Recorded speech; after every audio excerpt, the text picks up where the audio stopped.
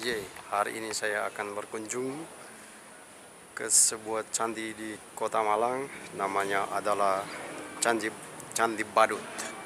Saya akan ajak Anda sekalian, mari kita berjalan-jalan melihat apa saja yang ada di Candi Badut ini. Ayo, mari kita jalan-jalan.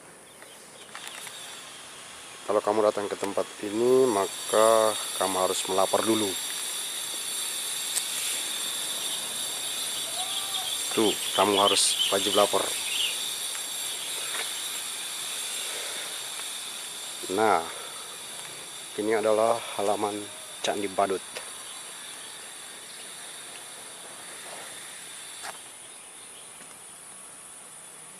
Ketika Anda masuk ke Candi Badut, Anda akan menemukan tulisan ini. Dilarang merusak, merubah fungsi dan bentuk cagar budaya. Dilarang mencuri, memperjualbelikan cagar budaya, memindahkan, membawa, memisahkan, memugar, dan lain-lain sebagainya. Dilarang mengotori atau membuat keonaran di situs cagar budaya. Nah, inilah catatannya. Kalau kamu kesini, kau jangan coba-coba melanggar aturan ini. Kita belum melihat candi, tapi sekarang kita kelilingnya dulu. Karena candi di bagian tengah, kalian jangan penasaran dulu. Ya kawan-kawan, kau jangan penasaran dulu. Kita jalan keliling tamannya dulu. Nah, ini adalah bagian tamannya.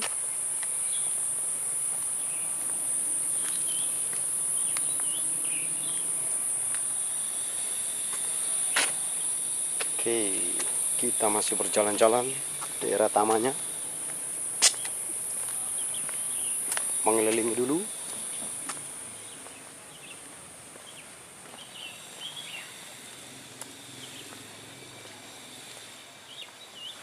Wah, ini masih ada tumpukan batu, tampak seperti ini.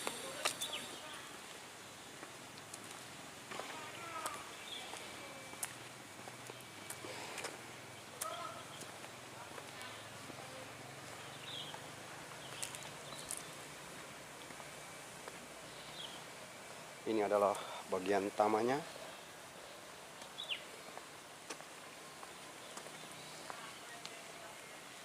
Oh, ini adalah toiletnya. Bagus, karena tempat wisata maka harus ada toiletnya. Wah, ini adalah susunan-susunan batu-batu yang berada di seputaran candi.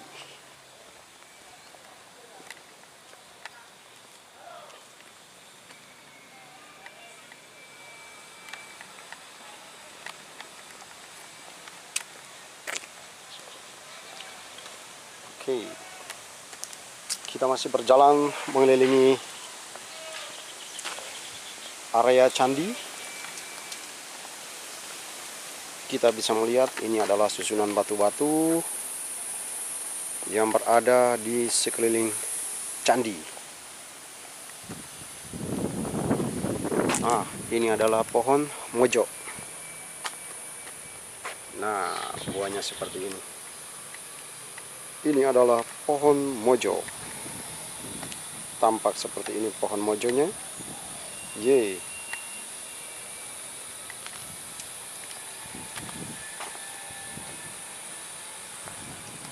Oke, sebentar lagi saya akan masuk ke bagian inti dari candi ini.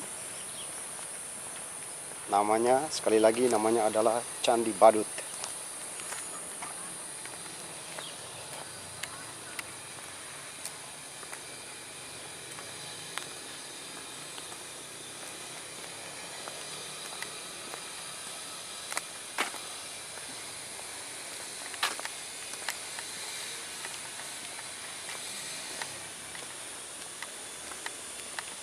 Kita masih berjalan-jalan mengelilingi lintasan di Candi Badut.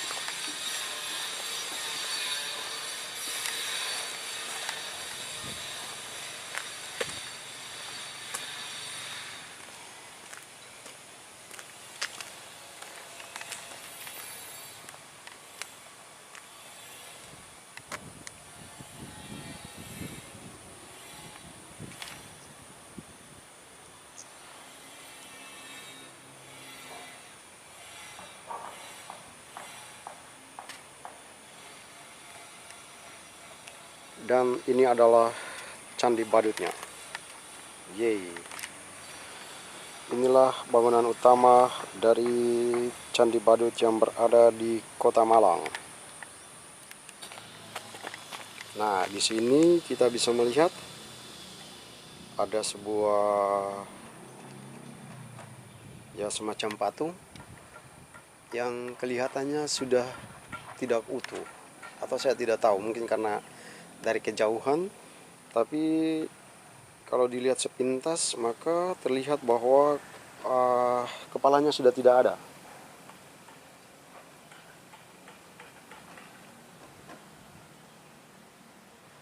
Nah, dikisahkan di sana bahwa ini adalah arca Mahesa Suramardi. Bukan. Ini adalah arca Mahesa Sumardini, ya kalau tidak salah. Nah, apa yang mau dikatakan di sini? Nah, dari data dikatakan bahwa arca Durga merupakan salah satu aspek dari istri Dewa Siwa, yaitu Parwati. Nah, Durga juga merupakan aspek Urga, yang artinya marah. Nah, ini muncul untuk mengalahkan raksasa Mahesazura. Nah, Durga digambarkan berdiri di atas Mahesa atau lembu. Nah, itu menurut cerita itu lembunya bertangan 8 buah. Tangan kiri atas memegang cemara, tangan di bawahnya itu memegang busur, panah, dan gada. Tangan kiri di bawah membawa tasbih, tengah panah dan cambuk. Lalu tangan kanan paling bawah memegang ekor lembu maksudnya. Dan dikatakan di sana juga bahwa arca ini juga memakai gelang tangan, juga kalung, kelat, bahu, dan subang. Nah, inilah kisahnya. Nah, tampak dalam gambar ini. Oh iya, maka secara sepintas kita melihat banyak sekali tangan-tangan di arca ini. Nah, seperti ini. Banyak sekali tangan-tangan.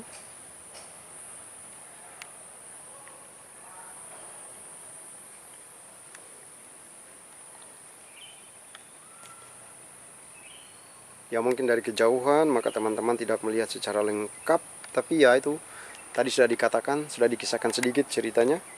Nah, secara utuh seperti ini. Tadi dikatakan bahwa candi ini sudah tidak utuh lagi. Tidak utuh lagi karena ya baru ditemukan. Pasti punya sejarah kenapa sampai demikian. Ada pintu masuknya, tapi ada tulisan di bawah sini, yang tidak berkepentingan dilarang masuk. Nah, oleh karena itu saya harus bertanya dulu kepada penjaga di sini apakah orang seganteng saya ini bisa masuk ke dalam sana atau tidak. Ini karena terlalu panas suasananya, mataharinya terlalu panas, maka kita guyon sedikit lah. Tapi menurut kalian saya tampan atau tidak?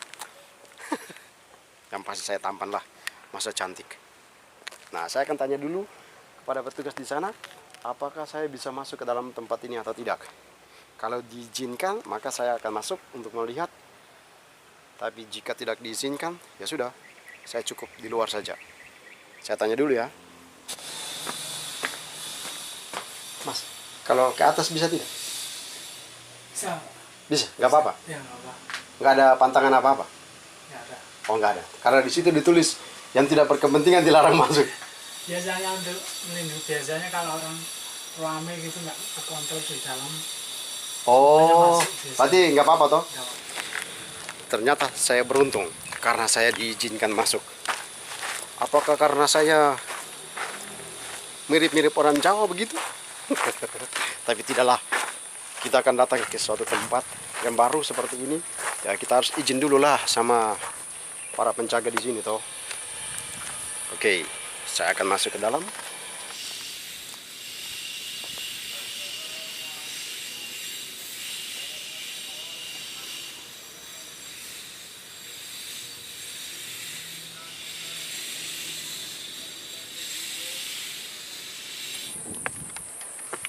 Permisi. Kita harus permisi dulu karena ini adalah tempat tidak sembarangan, maka kita harus izin dulu. Permisi. Nah, ini adalah bagian dalam dari Candi Badut. Wow. Nah, ini adalah bagian utamanya. Nah, jadi Anda bisa melihat itu adalah pintu masuknya. Ada tangganya di situ. Tadi saya naik dari tangga ini. Ini tangganya. Dan sekarang saya sudah masuk ke bagian dalam. Wah, kita bisa melihat. Permisi. Oh, ada orang yang menyalakan.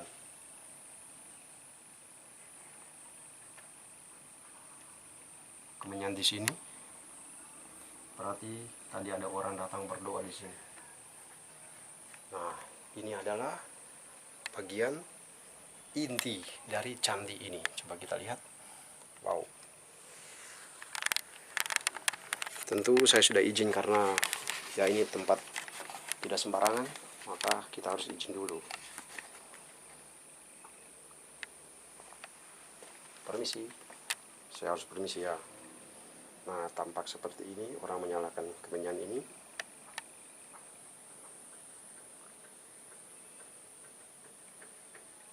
Saya tidak tahu ini apa.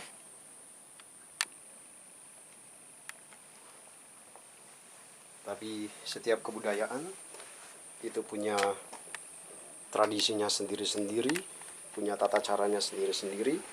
Tapi yang pasti kita yang berkunjung harus menghormati apa saja yang ada di dalam tempat yang kita kunjungi. Nah, tampak seperti ini bagian dalam dari Candi Badut. Ini adalah bagian intinya. Wow. Batu-batu tersusun seperti ini. Ini. Lalu kita bisa melihat di sisi-sisi. Ini selalu ada kemenyan seperti ini.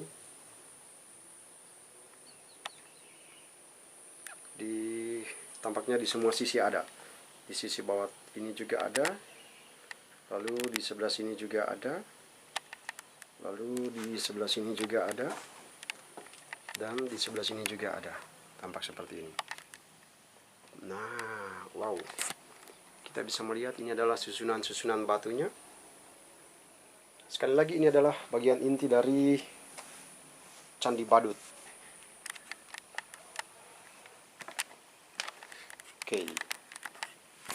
Akhirnya saya bisa masuk ke dalam candi ini dan bisa melihat secara langsung. Nah, saya bersyukur karena bisa mendapatkan kesempatan mengunjungi tempat ini. Karena saya baca-baca dalam berbagai catatan, itu tempat ini adalah bagian dari tempat yang bersejarah. Tentu bagi orang-orang yang hidup di tanah Jawa.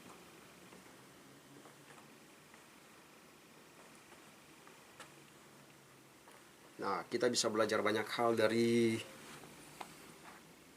benda-benda atau peninggalan-peninggalan pada zaman kerajaan-kerajaan atau zaman purbakala. Pokoknya ini adalah bagian dari catatan sejarah yang tinggal sisa-sisanya seperti ini. Kita bersyukur karena bisa ditemukan sehingga kita bisa melihat secara langsung. Tapi satu hal yang penting adalah kita bisa melihat dan ya kita bisa melihat secara langsung peninggalan pada zaman dahulu. Nah, tadi sudah dikatakan bahwa ini tinggal sisa-sisanya, bagian atapnya, bagian kepalanya sudah tidak ada.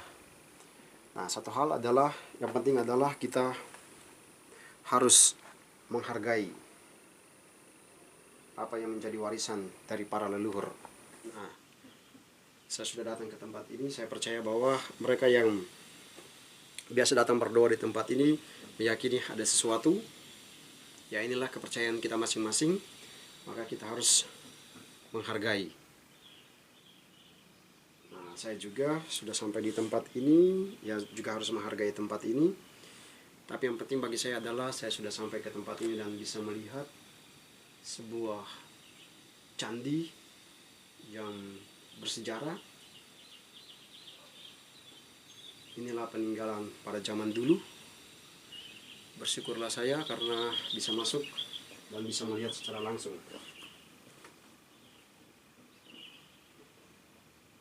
Nah, sekali lagi, setiap kebudayaan itu dia punya catatannya sendiri, dia punya keyakinannya sendiri, dan yang paling penting adalah peninggalan-peninggalan dari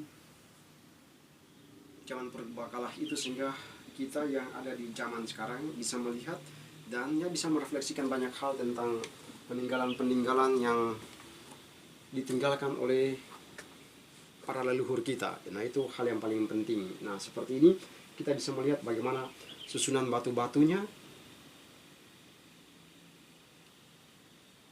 dan kita bisa membaca apa sesungguhnya yang menjadi maksud dan tujuan dari pendirian benda-benda seperti ini.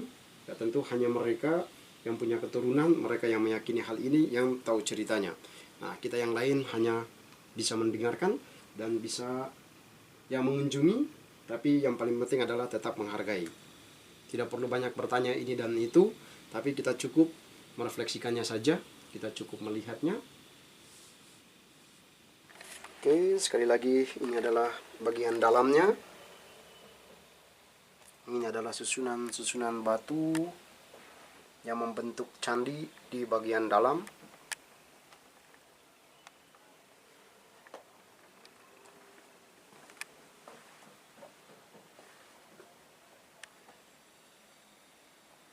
Tampak seperti ini.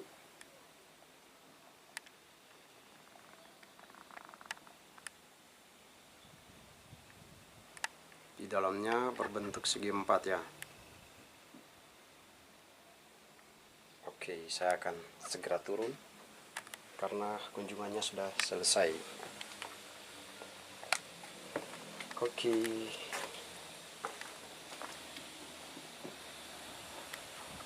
Nah, kita bisa berjalan-jalan untuk melihat. Oh, ternyata luas juga. Nah, sekarang saya berjalan-jalan untuk melihat dari dekat candi ini. Nah, tampak seperti ini. Wow.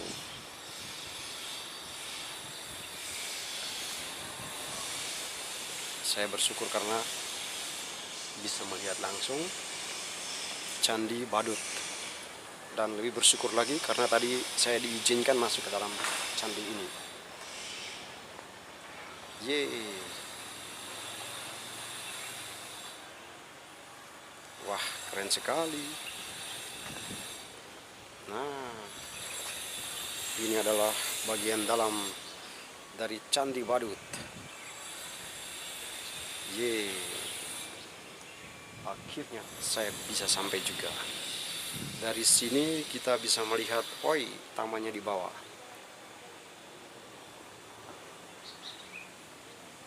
Cuaca pada hari ini sangat cerah alias sangat panas. Makanya muka saya sudah semakin hitam.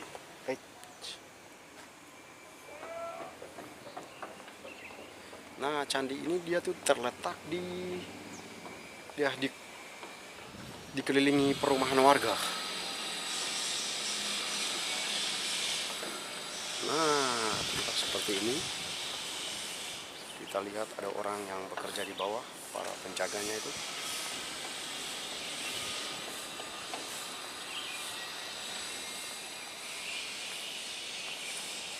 Akhirnya saya bisa berjalan-jalan di candi ini, bisa mengelilinginya.